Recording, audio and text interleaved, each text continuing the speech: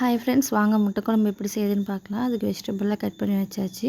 இப்போ நம்ம அதுக்கு மசாலா ப்ரிப்பேர் பண்ணிக்கலாம். அதுக்கு 10 சின்ன வெங்காயம், 3 பல் பூண்டு, ஒரு துண்டு இஞ்சி, கொஞ்சமாக புதினா தழை, அதுக்கப்புறமா பச்சை மிளகா 2 ஆட் பண்ணிக்கலாம். காரத்துக்கு தேவையான அளவு பச்சை மிளகா ஆட் பண்ணிக்கோங்க. நான் வந்து 2 தான் போட்டிருக்கேன். இந்த மாதிரி நல்லா நைஸாக அரைச்சி எடுத்துக்கலாம். அதுக்கு முன்னாடி நம்ம கடாயில் எண்ணெய் ஊற்றி முட்டையை வந்து ஃப்ரை பண்ணி எடுக்க போகிறோம். முட்டையை ஆட் பண்ணி அதில் கொஞ்சமாக மிளகாத்தூள், கொஞ்சமாக பெப்பர் பவுட்ரு அண்டு மஞ்சத்தூள் போட்டு நல்லா ஃப்ரை பண்ணி எடுத்துக்கலாம். அந்த முட்டையில் வந்து அந்த மசாலா வந்து நல்லா பிடிக்கணும். அது வரைக்கும் நல்லா ஃப்ரை பண்ணி எடுத்துக்கோங்க. அது நல்லா ஃப்ரை ஆனதுக்கப்புறமா முட்டையை தனியாக மாற்றி எடுத்து வச்சுக்கலாம்.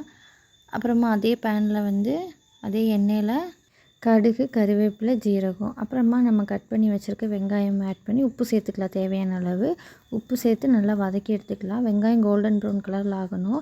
நான் வந்து ஒரு 4 மீடியம் சைஸ் வெங்காயம் தான் கட் பண்ணி எடுத்துருக்கேன் குட்டி குட்டியாக.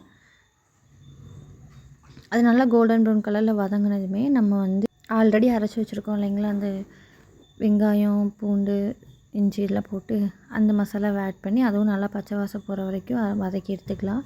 அது நல்லா வதங்கினதுமே நான் காட்டுற மசாலா தான் இப்போ ஆட் பண்ணியிருக்கேன்.